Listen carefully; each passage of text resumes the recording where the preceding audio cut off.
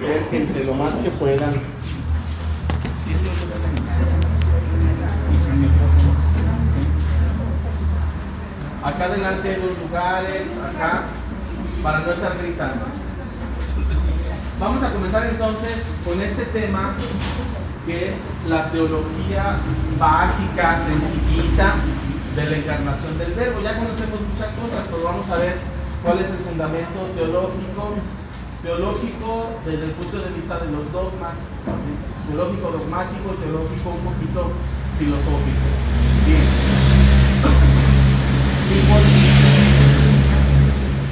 ¿Y por qué un tema de la encarnación del Verbo en un taller, en un diplomado de teología de la gracia?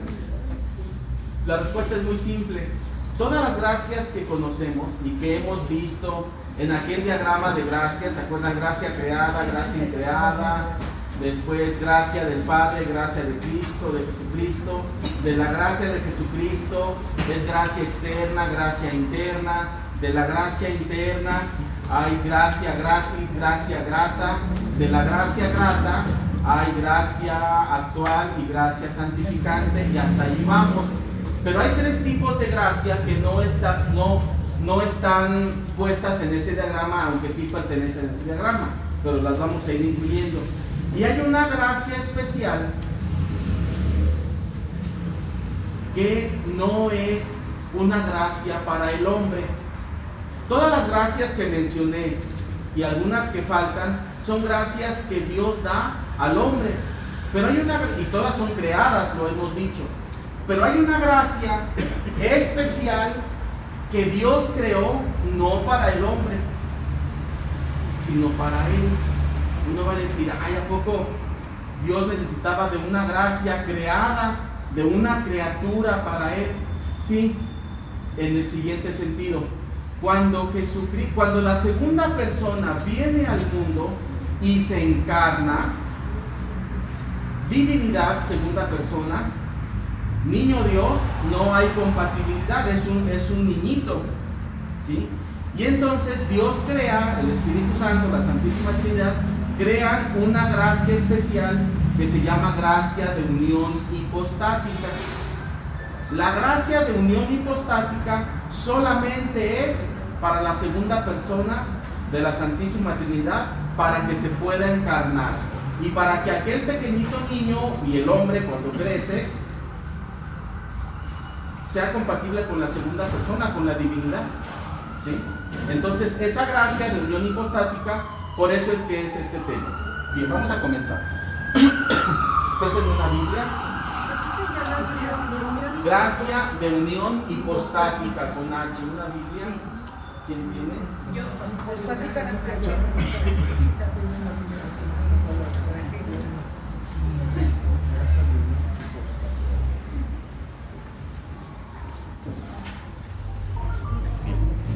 Vamos con una lectura. De todos modos, ahorita lo vamos a ver cómo se escribe. Vamos con una lectura que ya todos conocemos y que se lee para Navidad, específicamente para el 25, que es Juan 1:1. Ya sabemos. Juan 1:1. En el principio era la palabra, y frente a Dios estaba la palabra, y la palabra era Dios. Esta es palabra de Dios. Te alabamos, Señor. Cuando Juan escribió este libro, este versículo, no entendía qué escribía. Hasta mucho después se fue entendiendo. No sé yo hasta qué fecha, pero por lo menos hasta por ahí del año 300 con San Agustín es que estos primeros versículos agarraron sentido, ¿sí? Porque es un versículo bien raro. Nadie en su sano juicio escribe eso. Es inspiración divina. Vamos a comenzar. Comenzamos. Son 18 puntos y cada punto tiene incisos, y tal cual alguien me puso en el WhatsApp, va a haber libro, sí, y es esta presentación, te las voy a pasar tal cual. Nada más que me quedé sin crédito. A ver si se las paso. Son 18 puntos y cada punto tiene incisos. La segunda persona. La segunda persona de la Santísima Trinidad. Todos sabemos que Dios en esencia es una, pero en persona son tres. Es una sola esencia, es una sola sustancia que es sustancia divina. La sustancia divina no tiene partes, es una sola, íntegra, perfecta como sustancia, y como personas son tres. Y si quieres ir más para allá, no le vas a entender, y lo creemos por fe, ¿verdad? Bien. La segunda persona, ahora sí, préstame una pastilla. La segunda persona, imagínensela en el cielo, antes de venir al mundo. En el cielo, en el seno de la Santísima Trinidad, Dios Hijo, Espíritu.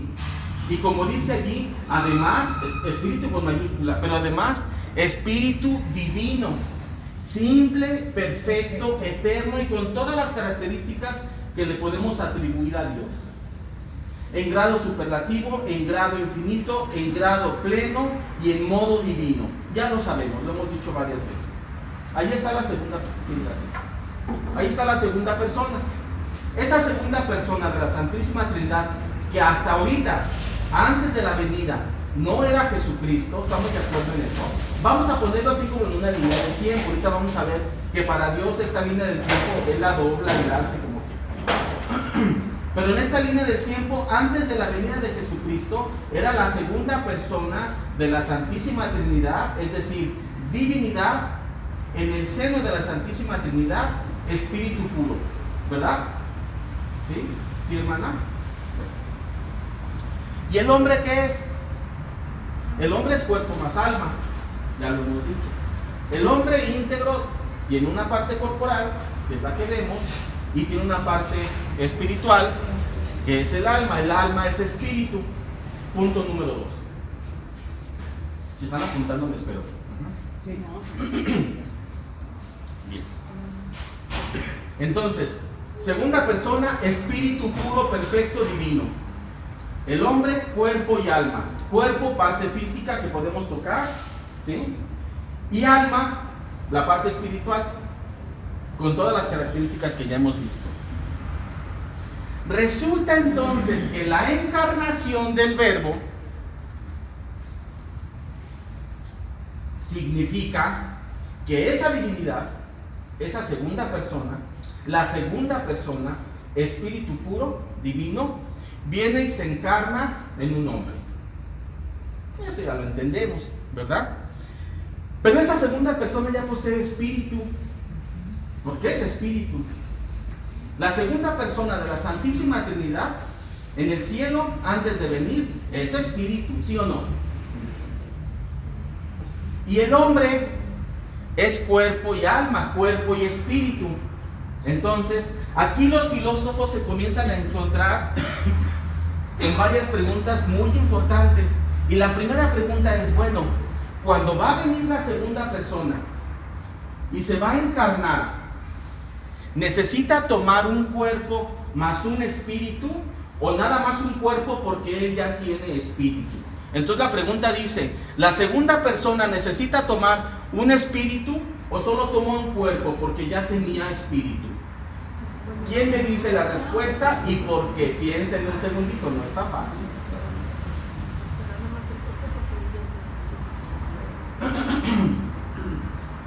¿Habrá que adelante una respuesta más fuerte para que te oigan? Nada más el cuerpo. Nada más toma un cuerpo porque él ya es espíritu. Bien, esa es una respuesta y ya está fundamentada. ¿Más respuestas? Rosy. ¿De acuerdo? De acuerdo. Toma el cuerpo y el espíritu. Toma el cuerpo y el espíritu, ¿pero por qué? Si decimos que Ese no fue creado, fue engendrado, entonces ya desde un momento ya tiene el espíritu. si decimos que Jesús fue humano, Hablamos por partes. si decimos que Jesús, como Jesucristo, fue totalmente hombre, totalmente Dios, entonces tuvo que haber tomado cuerpo y espíritu humano y además el espíritu divino. ¿Sí, Miguel, estás de acuerdo? Sí. ¿Quién está de acuerdo? Sí, yo también. Bueno, ¿y quién está de acuerdo con la otra? La verdad es que yo estaba de acuerdo con las dos cuando estudié esto por primera vez. La respuesta la pueden ver en el Catecismo de la Iglesia Católica, numeral 471, como fundamento catequético. Pero bíblicamente hay muchas explicaciones, me encanta esta, en donde Jesucristo toma un alma, aparte de su espíritu, y muchas veces lo dice, entre ellas, en tus manos encomiendo mi espíritu. Él habla con el Padre. Y estamos de acuerdo que el espíritu del Padre y el espíritu del Hijo es el mismo espíritu, hablando de divinidad, porque es uno. Como no hay partes ni hay separación, no podemos decir, este es el espíritu divino del Padre y este es el espíritu divino del Hijo. No, es el mismo. ¿Sí? Además de que espíritu divino es bien diferente del espíritu humano. Y ese es un error que cometemos los humanos, en querer mencionar a todo, ya lo hemos dicho, a todo aquello que no vemos como espíritu, al espíritu de Dios como espíritu, a los ángeles como espíritu, a los santos que ya están en el cielo como espíritu, a las almas del purgatorio como espíritu, a las almas nuestras como espíritu, a los diablos como espíritu, a la nahuala y a los espíritus chocarreros como espíritus. Y pensamos que son lo mismo. No. Fonéticamente tienen el mismo nombre, pero no son lo mismo, son cosas muy diferentes. Entonces, Jesucristo, bueno, la segunda persona de la Santísima Trinidad, cuando llega el momento, él estaba así ya esperando, ya papá, ya voy, papá, órale, lánzate. No, por ejemplo, agarra un cuerpo, ya venía, estoy haciendo una caricatura, y le dice, oye, te falta el alma, porque asume cuerpo y alma humanos. Porque es plenamente hombre y es plenamente Dios. Y hay muchas evidencias bíblicas y la catequética ya se las mencioné. ¿Sí? Bien. Entonces, en el numeral 461, que me encanta, si lo tienen por allá a la mano, dice el numeral, y lo dice así: la Iglesia llama encarnación del Verbo al acto en el que la segunda persona asume, y le pone una estrellita, un asterisco, asume la naturaleza humana. Y esa estrellita, asterisco, se va uno a los comentarios de pie de página del Catecismo y dice, se reviste accidentalmente de cuerpo y alma humanos. Ya veremos eso con calma cuando es el momento. Pero asume cuerpo y alma humanos, ¿sí?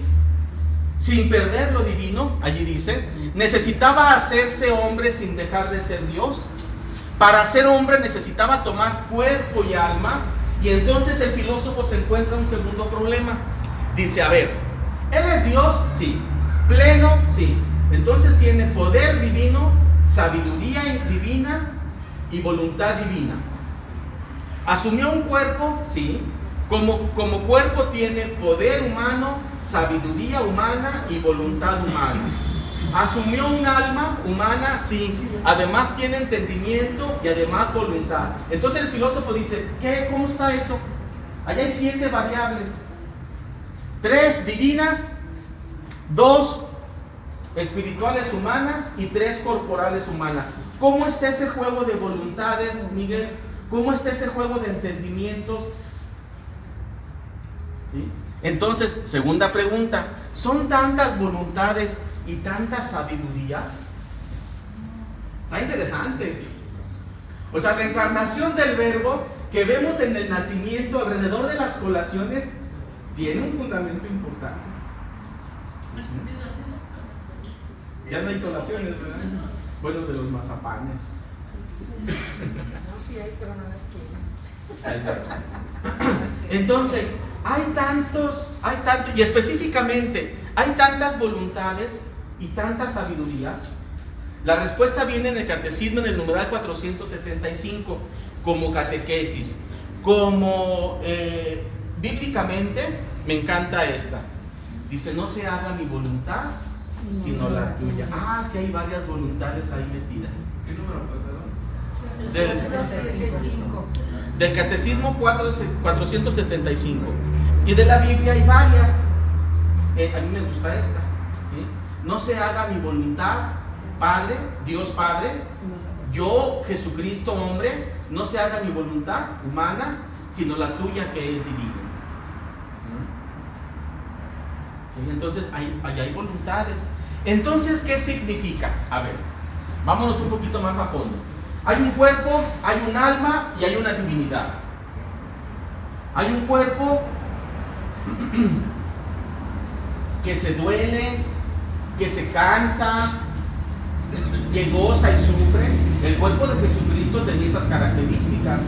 Fíjense, el cuerpo de Jesucristo no tenía las características que tenían el cuerpo de Adán y Eva antes del pecado. El cuerpo de Adán y Eva antes del pecado tenía las características que se llaman ¿qué? Preternaturales. No se cansaban, no se dolían, no envejecían, no iban a morir, ¿sí? y varias.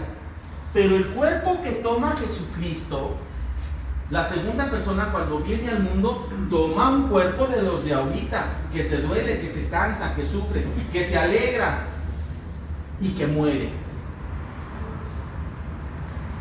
Pero no peca. Pero no peca. Entonces, vamos a continuar.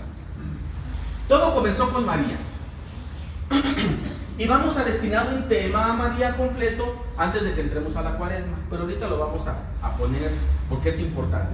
Ya tenemos que avanzar un poquito más en los dones del Espíritu Santo para ver a fondo el tema mariano desde la filosofía. Pero ahorita es importante recalcar que todo comienza con María, con su hágase su voluntad en mí, ¿sí? Yo que soy la esclava del Señor. Yo hice esa fiesta, ¿no? Todo comenzó con María. A ver, entonces, los filósofos dicen, bueno, a ver, María, van a ser de María, ya libradas las otras dudas, o parcialmente explicadas, los filósofos dicen, bueno, de María van a ser el Salvador, ¿está bien? Obra de Dios, correcto. Pero María, ¿qué? A ver, tiene un útero, tiene un vientre, tiene, ya los filósofos modernos, ¿no? Y dicho con todo respeto, tiene trompas de falopio, no tiene, las necesita, tiene óvulos, las necesita, no las necesita, etcétera. María es humana. Tiene todo. Tiene todo de una mujer. Si tiene todo,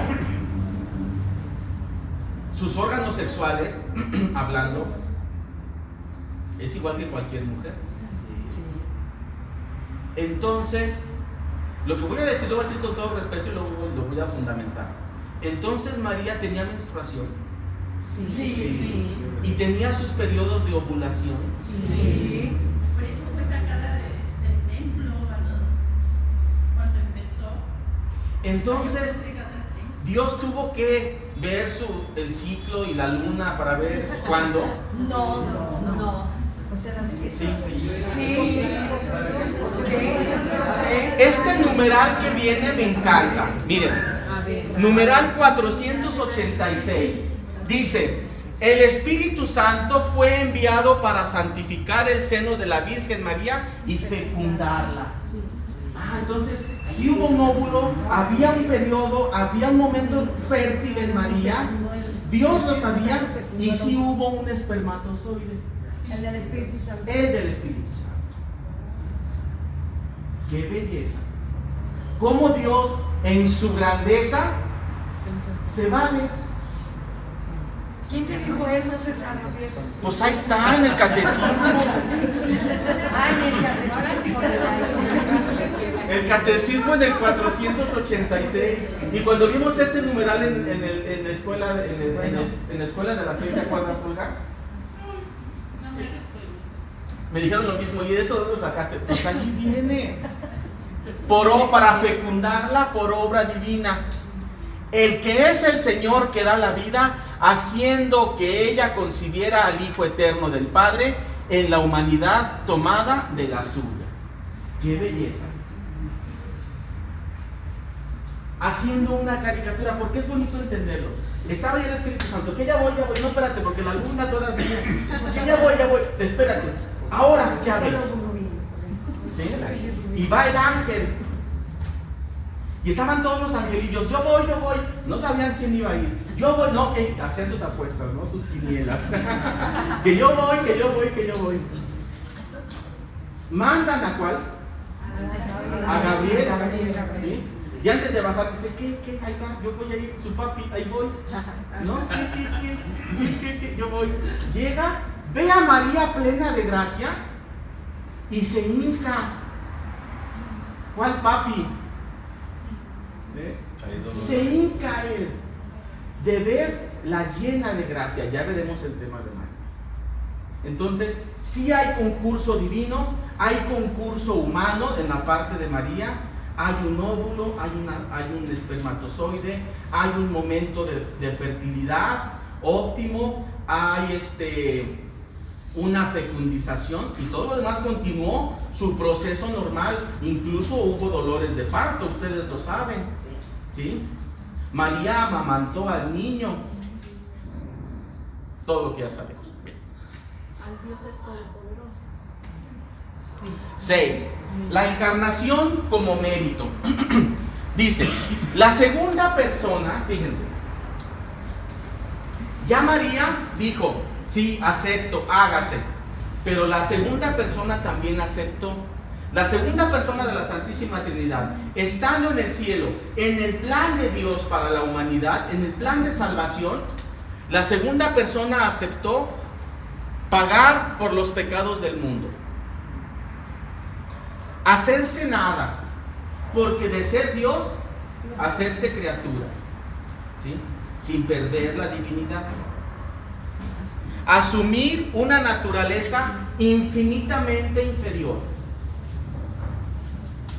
Encarnarse en una criatura y seguir siendo Dios, siendo hombre. Entonces, aún no se encarnaba, pero el simple hecho de aceptar y decir, hágase, es de inmenso valor a los ojos del Padre. Entonces, el mérito de Jesucristo, el mérito de la segunda persona, comienza desde que Él también dice, hágase, Padre, como tú lo tienes pensado. Y acepta ser enviado. Hágase. Él también aceptó.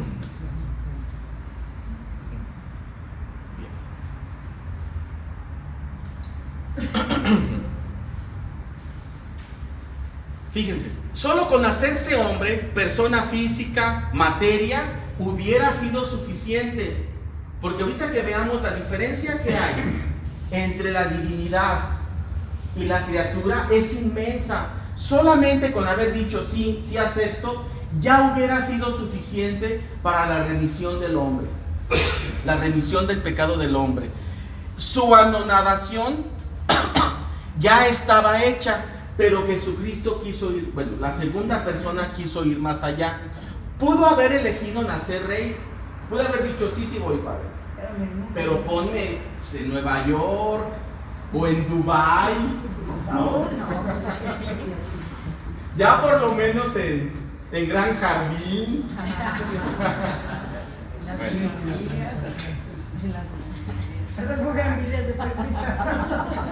Un solo sufrimiento físico hubiera sido necesario. El que le diera tos, el que se cansara, o el que le diera frío, o un pequeño dolor de muelas, o el que tuviera sueño, cualquier incomodidad física hubiera sido suficiente para redimir el pecado. Ya veremos. Pero con eso hubiera sido suficiente, ¿sí?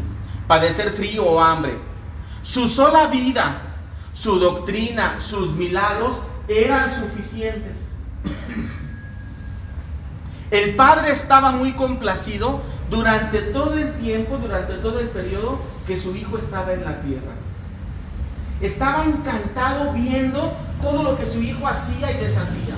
Estaba encantado, de por sí Él está enamoradísimo de su Hijo y tiene una sola obsesión, por así decirlo, una sola pasión, que es su Hijo. Ya estaba encantado de verlo caminar allí comiendo pescadillo, caminando sobre las aguas. Ella estaba encantado de ver a su hijo, al muy amado, al ungido, allí entre los demás. Ella estaba encantado de eso. Todos los actos humanos que el hijo hacía y obraba, hasta de su vida normal, eran de alto valor para el padre. Bien. Vamos a ver entonces ahora el cuerpo de Cristo. No alcanzan a leer, pero se los voy a leer.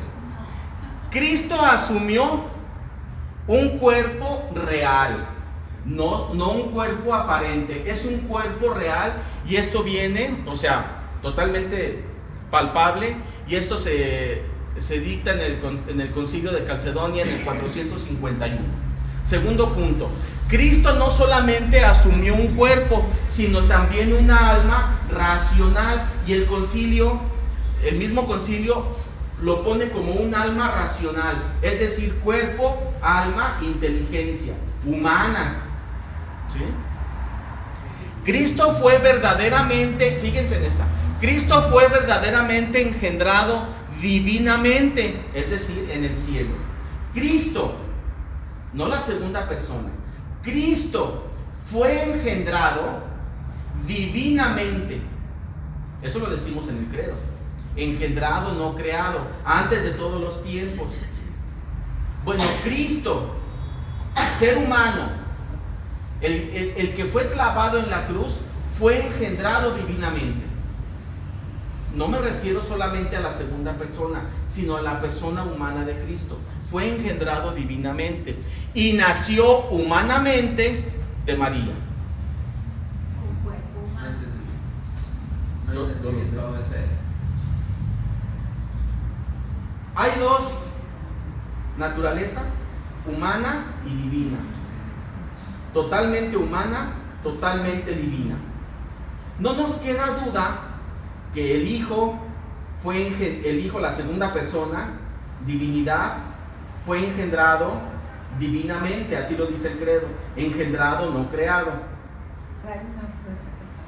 Pero el concilio dice, la persona de Jesucristo, ¿sí?, fue engendrado divinamente. A la par. En el mismo momento. Voy a ir avanzando. En el mismo momento. Voy a ir avanzando. Guarda la pregunta. La naturaleza divina y la naturaleza humana se hallan en Cristo unidas hipostáticamente. Así se llama ese fenómeno. Unión hipostática. Una hipóstasis es una persona en griego. Hipóstasis en persona quiere decir griego. Entonces la persona humana y la persona divina se hallan unidas. Y lo voy a decir con calmita.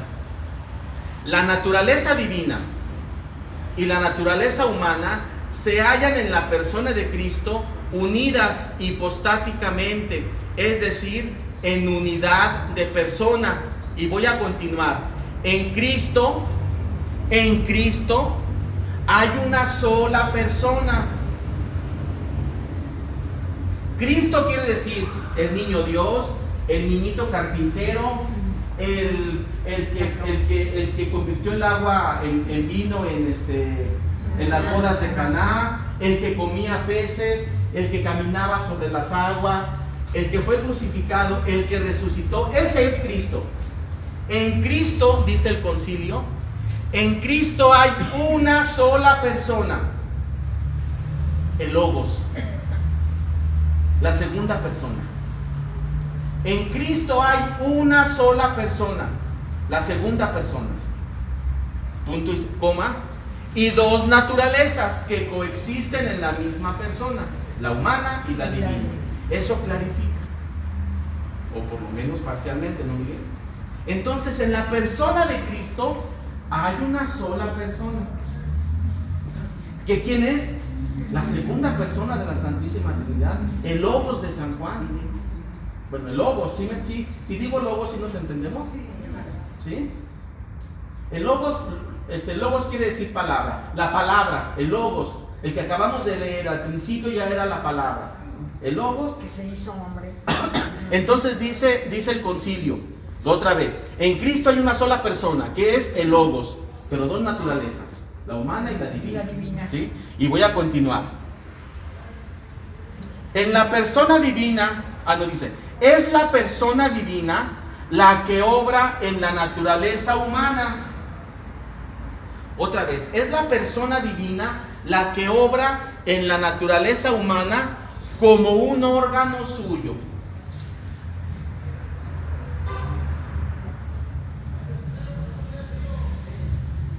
Es la persona divina la que obra en la persona humana como un órgano suyo.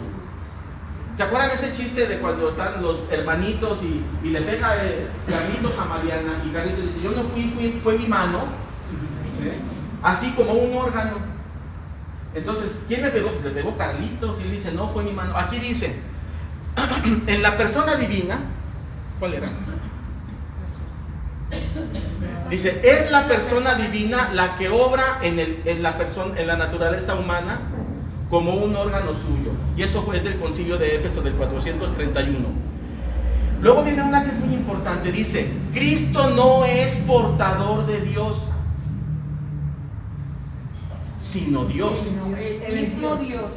Él es Dios. No es que ese jovencito o ese niño o ese adulto de 30 años, Cristo, Jesús de Nazaret, no es que él adentro esté poseído por Dios. No, eso somos nosotros. Él es Dios. Nosotros cuando comulgamos somos portadores, pero no somos dioses.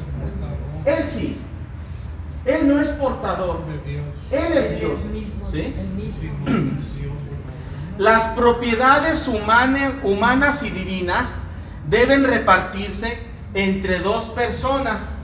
Todo lo que Jesucristo obró en la tierra, lo podemos claramente identificar. ¿Qué hizo el hombre y qué hizo la divinidad? Voy a la siguiente. El Logos divino fue quien, fíjense, el Logos divino, o sea, la segunda persona, fue la que padeció en la carne y fue crucificado, muerto y resucitó. ¿Quién fue crucificado? La segunda persona. Porque obviamente es Jesucristo, pero Jesucristo es Dios. Es la segunda persona. ¿Quién fue crucificado? El Logos. La Santísima Virgen María, por lo tanto, es Madre de Dios. Madre con mayúscula, de Dios con mayúscula, porque parió en la tierra a la segunda persona de la Santísima Trinidad. Porque ya vimos que no hay ninguna diferencia entre Jesucristo hombre y Jesucristo Dios, o entre Jesucristo hombre y el Logos, o entre Jesucristo hombre y la segunda persona de la Santísima Trinidad. No hay ninguna diferencia. Es una sola persona con dos naturalezas. ¿Está claro? Sí. ¿Sí, Jorge? Ahí va. Si tomáramos una película, o bueno, tenemos las escrituras, podemos identificar, conforme avanzamos en los evangelios, qué acto fue acto humano y qué acto fue acto divino. Entonces podemos identificar las dos naturalezas. Ahorita me regreso a podemos identificar las dos naturalezas operando en la misma persona. Para empezar, ahí viene el cosmos.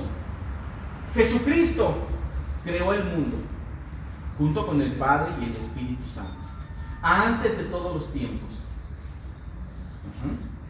Jesucristo, el que nació de María, es creador.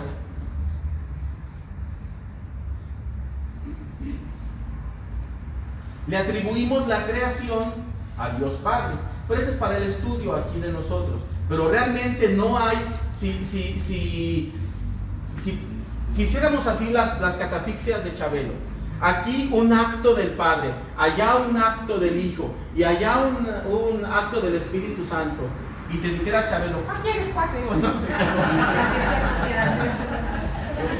La que sea porque las No hay forma. Eso va a salir. No hay forma de decir. No, eso va a salir en el audio. No hay forma de distinguir cuál acto es del Padre, cuál del Hijo y cuál del Espíritu Santo. Porque los actos divinos son atribuibles perfectamente bien a las tres personas. Bueno, eso trae sus consecuencias. Entonces, la creación ¿Quién te creó? Sí me creó Jesucristo, como parte de la Santísima Trinidad. Vemos a Jesucristo comiendo, caminando, durmiendo, llorando por la muerte de Lázaro, enojado, crucificado, todos esos huérfanos, todos esos son actos humanos realizados por la naturaleza humana de Jesucristo. Con miedo cuando con miedo. haciendo la oración en el No, cuarto. ese no. Ese fue un pavor, ¿no? Ahí va. Entonces, podemos identificar actos totalmente humanos. El comer, digerir, sudar, cansarse, es un acto humano. No necesitaba de la naturaleza divina para comer y digerir, ni para después de un rato cansarse. Ese es un acto humano. Pero hay actos divinos en Jesucristo, como caminar sobre las aguas, como sanar a los enfermos, como multiplicar los panes, todos los milagros. La misma predicación también. Entonces, La enseñanza, la religión. acto divino. ¿Mande? Entonces la oración en el huerto es un acto divino. Sí. Que si la oración en Getsemaní es un acto divino.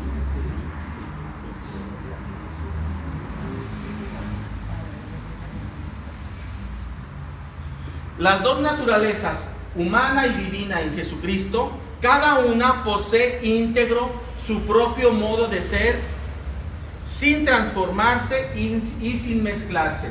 Este viene del Concilio de Calcedonia del 451. La naturaleza humana de Cristo y la naturaleza divina de Cristo están totalmente delimitadas. Nunca se mezclan, nunca se convierte una en la otra. Están completamente delimitadas. Y la palabra es unidas. Están unidas. Por eso se llama gracia de unión hipostática.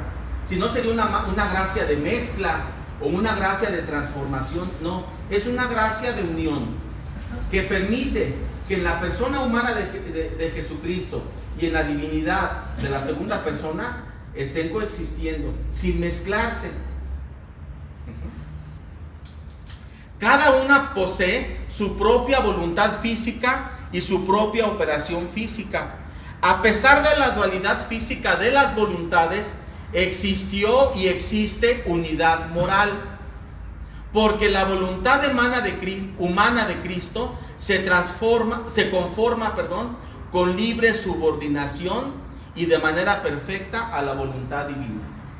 Entonces la voluntad del hombre se asume a la, ¿cómo dice ahí? Se suma, se conforma a la voluntad divina, ¿sí? Como nosotros cuando estamos en estado de gracia y queremos mantenerla, nos alineamos a la voluntad del Padre, a la voluntad de Dios, ¿sí? Igual en Cristo, en su persona y en su alma, su voluntad humana corporal, su voluntad humana espiritual se alinean con la voluntad divina.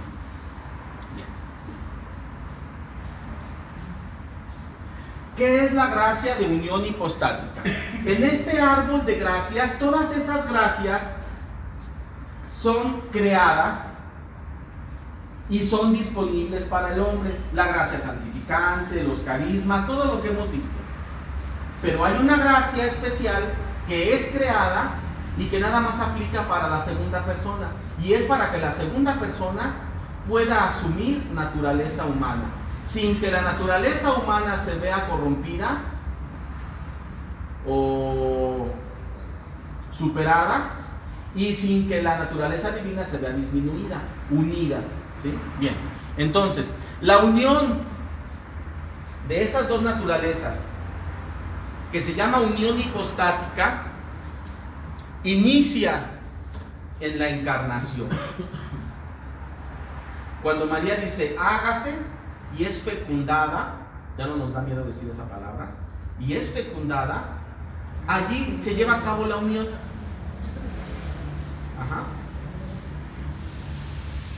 Y esa unión no se interrumpió nunca, ni se interrumpirá jamás. En ningún momento, durante la vida de Cristo, la naturaleza humana se vio separada de la naturaleza divina en la segunda persona, en Jesucristo. Siempre estuvieron unidas, aún en la cruz. Las dos naturalezas siempre estuvieron unidas. Y dice allí, y no cesará nunca. ¿Qué quiere decir? Que la segunda persona de la Santísima Trinidad nunca abandonó el seno de la Santísima Trinidad. Por lo tanto, el cuerpo humano de Jesucristo es sumado a la Santísima Trinidad. Si no me acuerdo mal, es el numeral 102 del Catecismo. 102. Si no me acuerdo mal, si no, 102. Si no, se los mando por WhatsApp. Me faltó poner ese numeral, creo que es el 102. Donde dice la persona. No, es más adelante. Es más adelante, es como en el 600. La persona humana de Cristo, cuerpo humano, carne, sangre, cabello, ojos, músculo, corazón, alma, el día de hoy está añadida al seno de la Santísima Trinidad. Sin embargo, el único que se encarna es el Logos.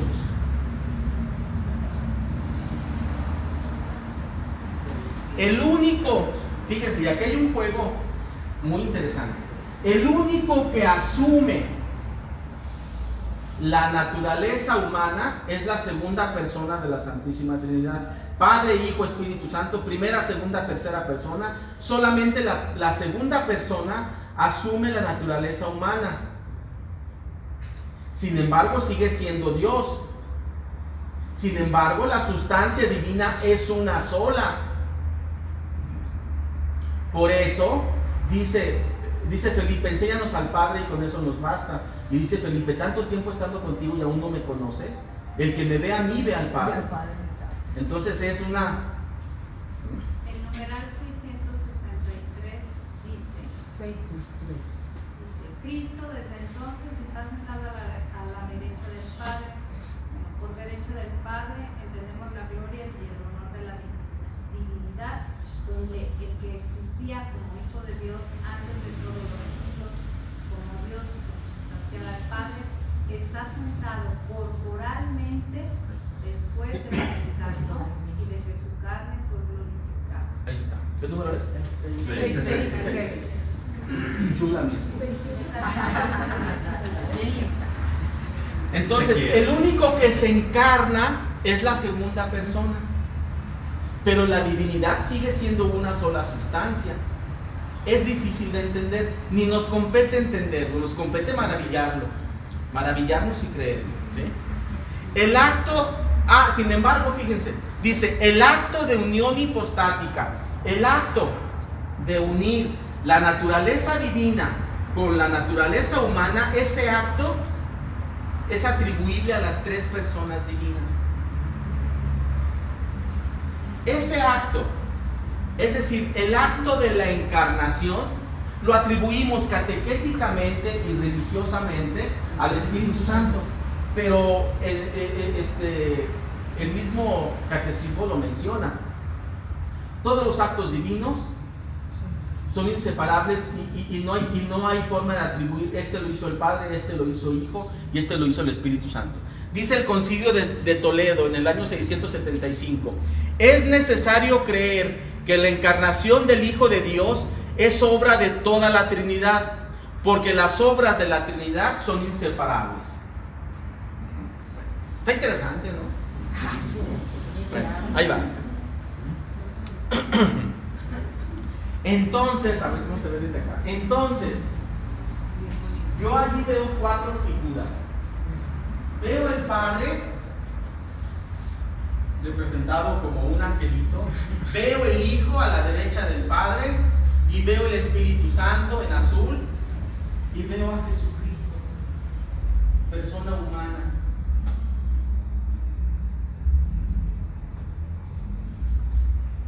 La persona humana entonces tiene unión con la segunda persona, pero consustancial con la Trinidad.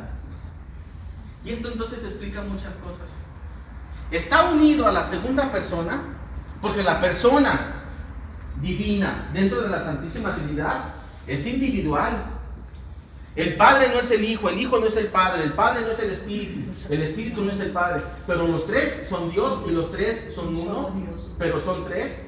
Entonces, la persona humana de Cristo, el cuerpo y el alma de Cristo humanos, están unidos a la segunda persona, pero son consustanciales, es consustancial con toda la Trinidad. ¡Qué maravilla! ¿Qué distinción? ¡Qué distinción! ¡Qué honor! El Hijo de Dios. Sale, a ver, hasta aquí. Primera parte hasta aquí. Preguntas. Vamos a entrar a la parte difícil. Sí. Sí, la parte como corporal quedó unida a la Santísima Trinidad y ya nunca se separaron. Cuando Jesucristo murió, ahí tampoco hubo separación. No hubo separación. No hay. Y ese es el mérito. Él pudo haber dicho, digo, y no lo tomemos a blasfemia, es para cuestión de enseñanza. Pudo haber dicho, sí voy, pero en la cruz yo me saco. No. Nomás actuó. Se mantuvo. Por eso el concilio dice, el Logos fue crucificado. El Logos murió. Es más, me voy a regresar, fíjense. Porque esta parte la quiero...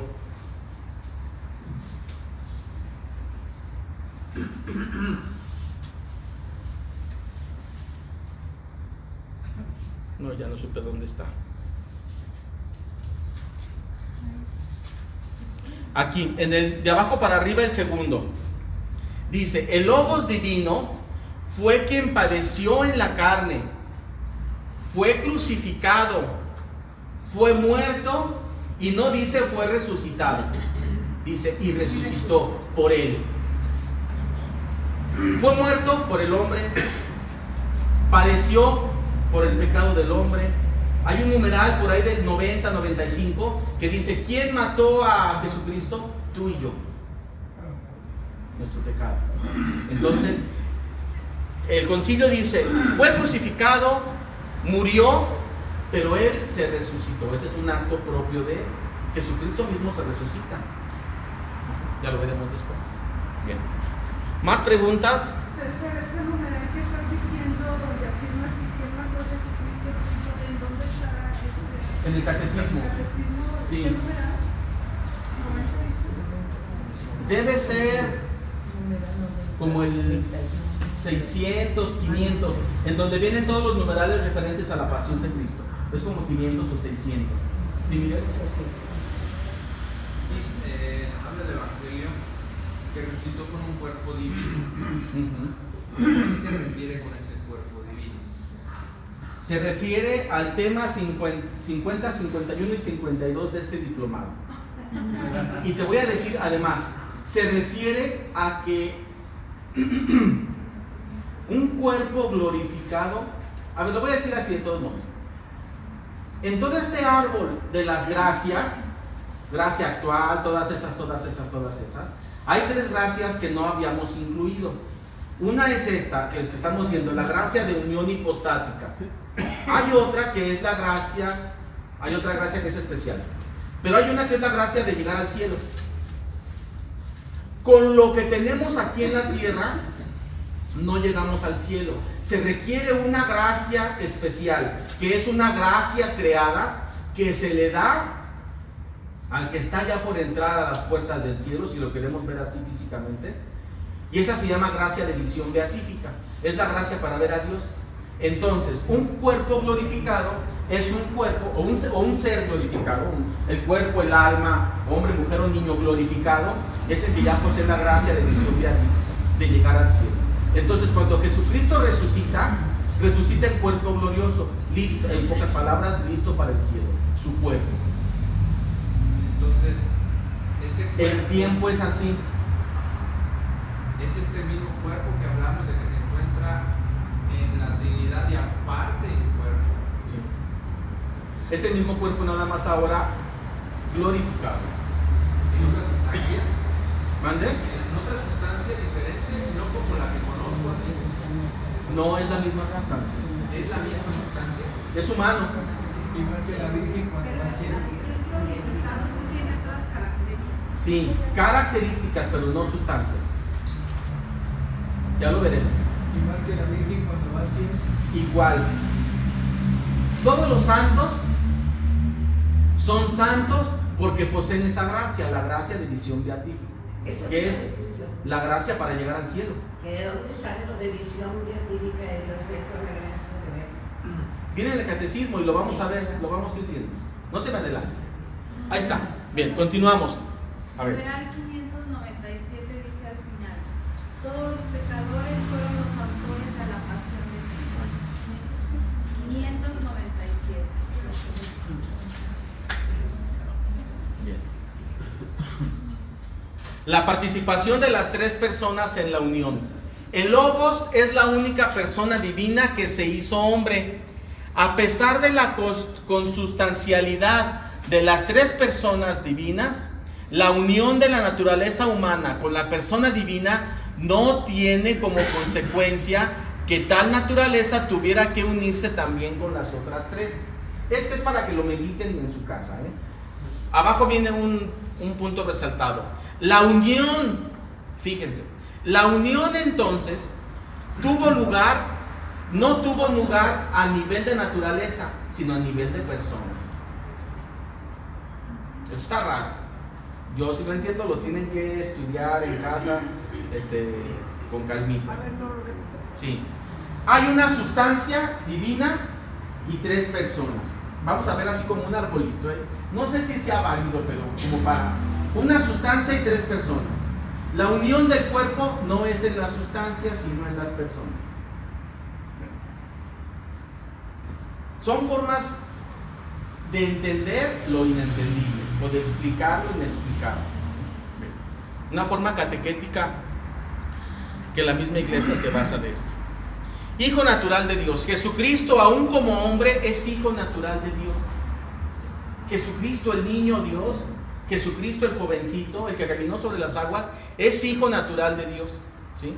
La persona que subsiste en la naturaleza humana es hijo natural de Dios, ya lo vimos. Hay que adorar entonces al hombre Dios Jesucristo con un culto, el de la tría propio de Dios. Entonces a Jesucristo como Dios se le adora y se adora toda su naturaleza humana, su cuerpo, su sangre, su corazón. Cuando nos traen una reliquia de algún santo, se le venera. Pero si hubiera por allí una reliquia de un pedazo de dedo de Jesucristo o algo, se le adora, pero no existe. Existe en la Eucaristía y se le adora. Es su cuerpo, es su sangre. Los atributos de la naturaleza humana de Cristo. Cristo es verdadero hombre, no solo hombre ni hombre común, sino que la misma unión, el mismo unirse a la segunda persona, enriquece y potencializa el cuerpo humano de la persona de Cristo, ¿sí? Entonces dice, la unión enriquece en plenitud el cuerpo de Jesucristo. El alma de Cristo poseyó, fíjense, el alma de Cristo poseyó la visión beatífica desde el primer instante de su existencia. Se encarna, hay la fecundación, ya no nos da miedo esa palabra, y hay un espíritu de la segunda de Jesucristo, el alma. El alma de Jesucristo desde ese momento ya veía al Padre. Ya tenía visión de Dios, visión beatífica, ¿sí? Entonces el alma de Cristo poseyó la visión beatífica desde el primer instante de su existencia. Eso nos lleva a concluir que Cristo fue al mismo tiempo peregrino en la tierra, puesto que sufrió, pero también poseedor del premio, puesto que ya tenía la visión de Dios. Como ya poseía la visión de Dios, él no necesitaba la fe ni la esperanza. ya tenía el premio. La fe y la esperanza son para ganarse el premio, para tener la fe de que hay un premio y tener la esperanza de que lo vas a obtener. Pero él ya tenía la visión beatífica del cielo, él ya era Dios. Él, Jesucristo, como hombre, no necesitaba la fe ni la esperanza. La ciencia humana de Cristo estuvo libre de la ignorancia y del error. El alma de Cristo tuvo ciencia infusa desde su primer origen. Desde que fue concebido, el alma humana de Cristo tenía la ciencia de Dios infusa en plenitud. Por eso tenía 8 años y hablaba con los doctores de la ley. Porque hasta ahí se presentó, pero pudo haberlo hecho desde los 4 años. Cristo estuvo libre de todo pecado, tanto de pecado original como pecado personal. Cristo entró en estado de santidad desde que se encarnó. Obviamente tenía la gracia de santificante. Su cuerpo y su alma tenían la gracia santificante. Y hemos dicho esto nosotros. Cuando José va y se confiesa, adquiere la santidad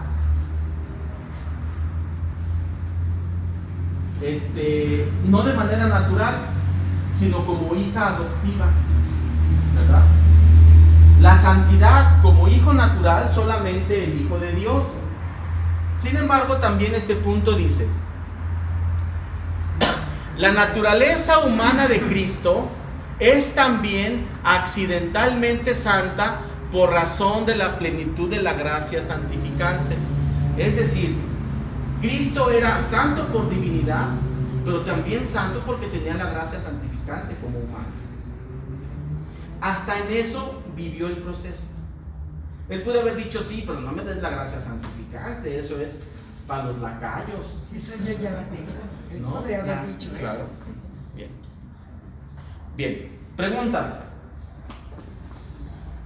Nos quedan 15 minutos. Ahí van.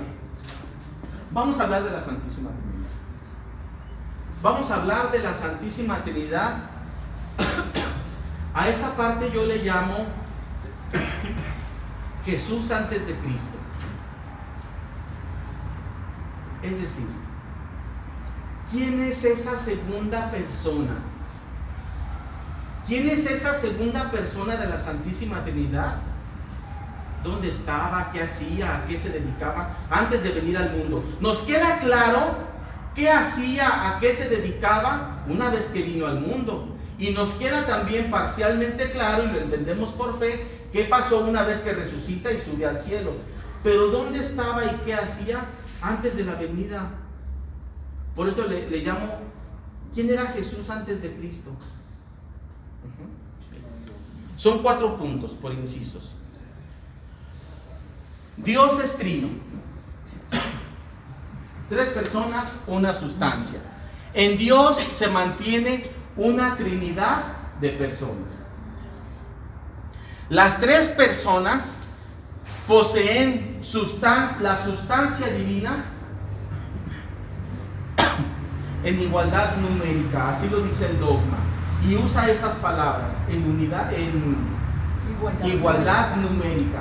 Si yo tomo al Padre, Bello Bernardo, si yo tomo al Padre, si yo tomo al Hijo, si yo tomo al Espíritu Santo, ellos poseen la sustancia divina en plenitud, si los tomo por 3 o si los tomo por uno solo. Sustancia divina en igualdad numérica. Hay una palabra muy importante que se llama procesión. Esto es teología de la Santísima Trinidad. Procesión, ¿qué dice el credo?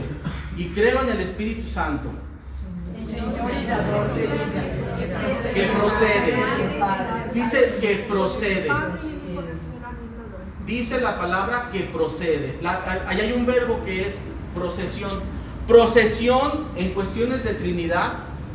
Procesión significa que una cosa procede de la otra, ¿sí? Como el Espíritu Santo, lo acabamos de recitar en el credo, que procede del Padre y del Hijo, ¿sí? En la Trinidad hay 2 tipos de procesiones, hacia afuera y hacia adentro, así le llaman los filósofos.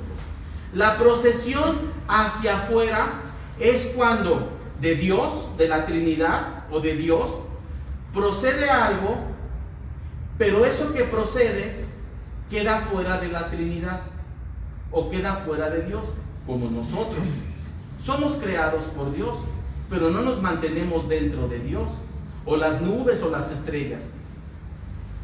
¿Procedemos de Dios? Sí, claro que sí, pero no nos mantenemos dentro de Él, ni siquiera compartimos su naturaleza.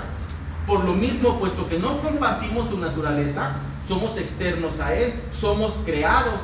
Y entonces la creación es una procesión hacia afuera. ¿Sí me explico? Sí. Ese es un tipo de procesión hacia afuera. Pero también en Dios hay procesión hacia adentro, que es cuando uno procede del otro, pero se mantiene dentro del primero y comparte su naturaleza. En Dios hay procesión, el rojo dice, en Dios hay procesión hacia adentro. 2 puntos. Comparte la naturaleza y permanece dentro del origen, que es el Hijo y el Espíritu Santo. Porque si hablamos de 3 personas, primera, segunda y tercera, estamos asumiendo que hay un orden. Le llaman los filósofos, es la explicación especulativa de la Santísima Trinidad. Asumimos que hay un orden. Si es el primero, es porque hay un primero. Y entre el primero y el segundo podemos identificar un proceso. Y entre el segundo y el tercero podemos identificar un proceso. Hablando humanamente y en lo que Dios ha permitido en la revelación. Porque también es cierto que cuando Moisés habla con Dios, ni se imaginaba Moisés que era un Dios trino. ¿O estoy equivocado? Era Yahvé. Le pregunta, ¿cómo te llamas? Yahvé, yo soy. Donde le hubiera dicho, mira, a ver, siéntate, es que somos 3, pero ¿cómo te digo? No, ¿sí? Esta parte de que Dios da a conocer de que son 3, viene en las Escrituras, pero después en la historia posterior a la venida de Cristo, y ya con los apóstoles y los santos posteriores, Dios va revelando o va clarificando, más bien va dando el entendimiento de las Escrituras para que algunas personas escogidas sepan esto y lo comuniquen. Entonces, estamos hablando de procesión. Entonces, si hay primera, segunda y tercera, quiere decir que el primero fue el primero o fue el segundo. Fue el primero. Y hasta después, no sé cuánto, ni cómo, ni nos compete entenderlo más allá de lo que lo estoy explicando, pero hay un segundo posterior al primero. Y ese acto se llama procesión. Y viene el catecismo. Más adelante voy a dar el numeral. ¿Sí? Hasta ahí está claro. Entonces, el credo dice: creo en el Espíritu Santo que procede del Padre y del Hijo. Y también dice: creo en un solo Señor Jesucristo, Hijo único de Dios, nacido del Padre antes de todos los siglos, Dios de Dios. Y luego dice: engendrado, no creado. Entonces ahí está otra procesión. ¿Sí? Para adentro, claro. Generación. La procesión de la segunda persona se llama generación o engendración. Porque la segunda persona no fue creada, fue engendrado. Religiosamente, catequéticamente se llama engendrado, filosóficamente se llama generación. Entonces dice, la procesión de la segunda persona se llama generación. A ver, quiero ver si nos estamos entendiendo. Quiere decir, voy a hablar humanamente. Quiere decir que si hacemos una caricatura con todo respeto y con el afán de entender esto, que hubo un momento, aunque esto fue antes de todos los tiempos, por lo tanto la palabra momento no tiene mucho sentido, pero hubo un momento en el que estaba, con mucho cuidado lo que voy a decir, esto no es para andar así hablando en las posadas ni nada, En este proceso filosófico de procesión, que es hacia adentro, y de generación de la segunda persona, podemos identificar humanamente un momento en el que nada más estaba el Padre, por así decirlo, para entenderlo, solito. Porque si hay un primero y hay un segundo, no son dos primeros, hay un primero y hay un segundo, con calmita y sin alebrestadas. En ese momento, y la palabra momento no aplica porque esto fue antes de todos los tiempos, y lo dice el credo, nacido del Padre antes de todos los siglos, ¿sí?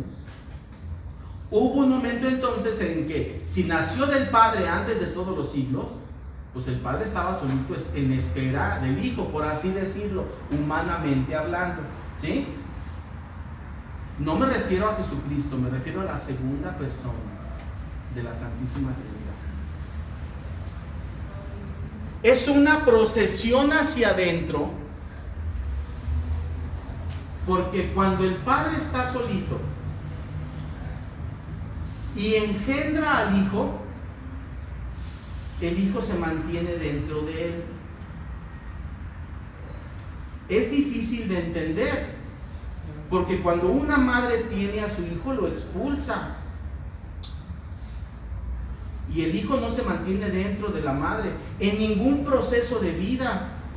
Hasta un retoño de un rosal genera otro rosal fuera del primer rosal. Por eso es hacia afuera. Pero la procesión del hijo, que se llama generación, es un proceso, es una procesión hacia adentro, en donde el Padre engendra al Hijo, pero lo mantiene dentro de él. Comparte con el Padre la sustancia divina y se mantiene dentro de él. ¿Cómo ocurre esto?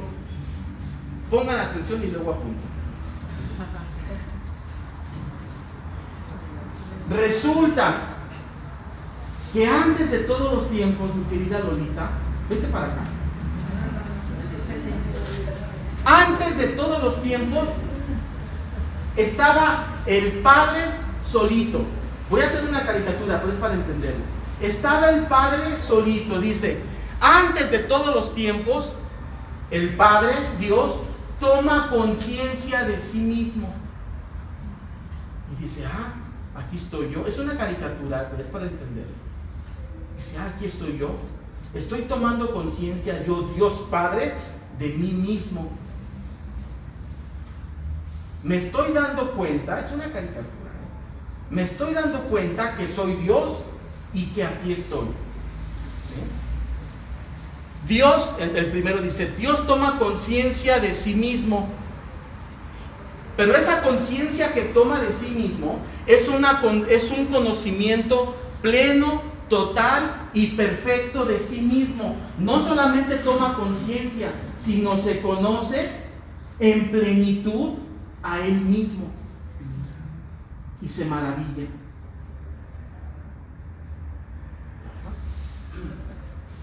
A este tipo de conocimiento la filosofía le llama sabiduría.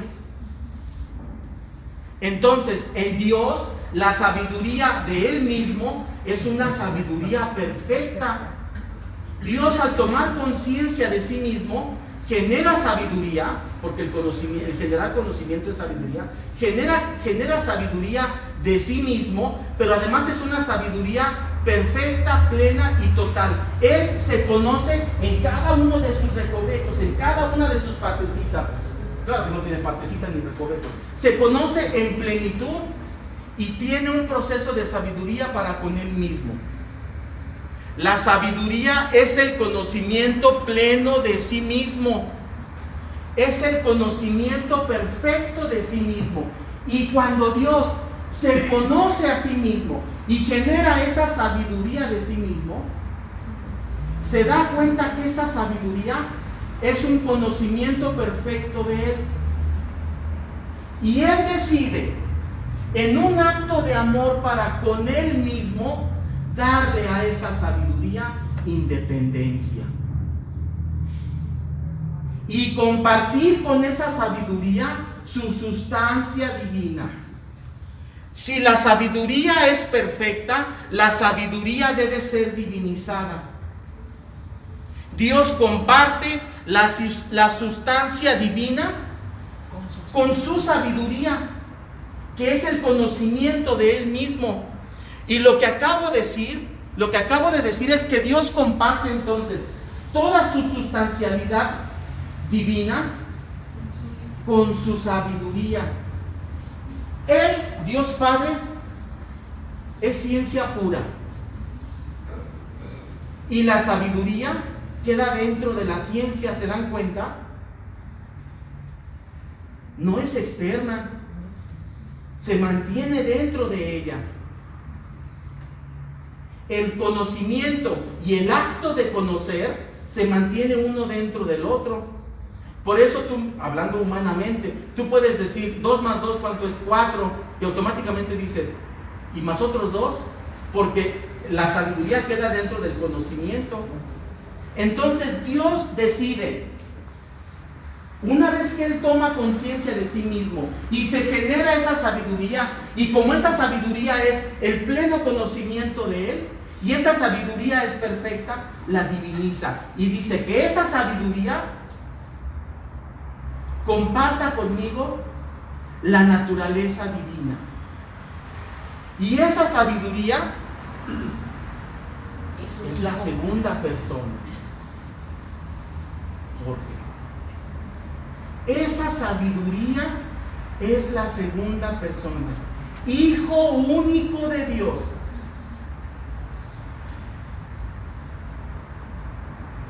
La sabiduría es el Hijo, la sabiduría de Dios es el Hijo de Dios.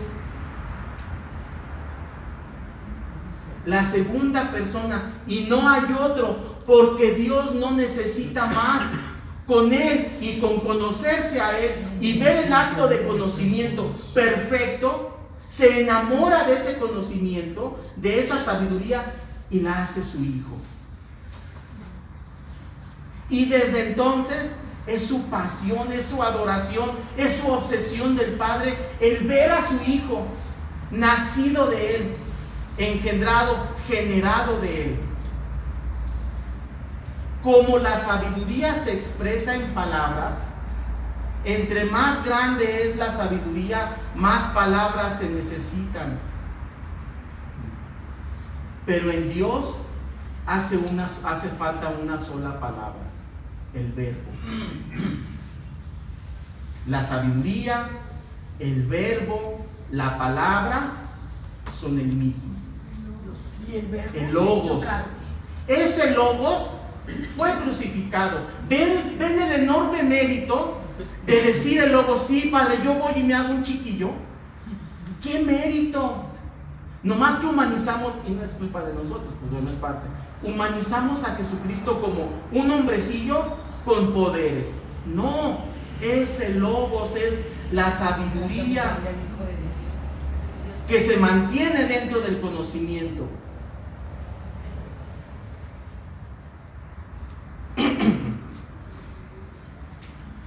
La sabiduría entonces es el Hijo único de Dios, ¿verdad? Nacido del Padre antes de todos los siglos.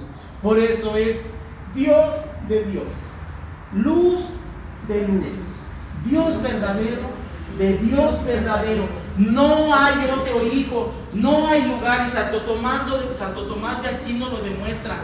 No hay otro Hijo, no hay lugar para otro Hijo. Esa sabiduría perfecta, esa sabiduría divina es el Hijo de Dios.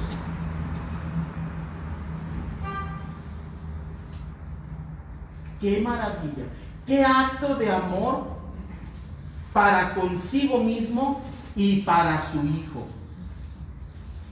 Y cuando el Padre vea esa sabiduría y le comunica toda su sustancia divina, lo ama inmensamente.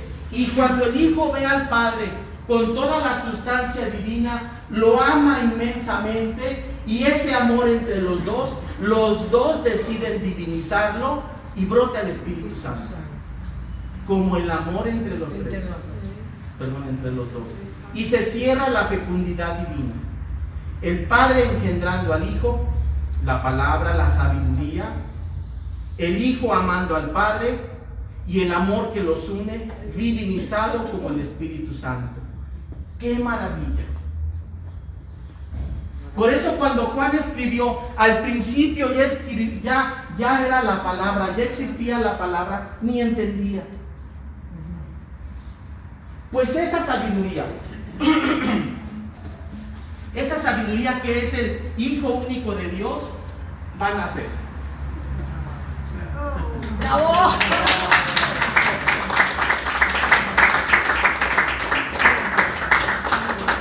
Y se va a hacer bebé. Esa es la adoración. Sí, maravilloso. ¡Viva Cristo Rey! ¡Viva!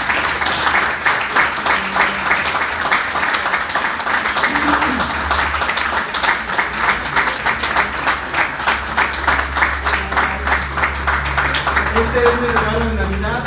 Mi esposa y yo les deseamos feliz Navidad. Gloria a Dios.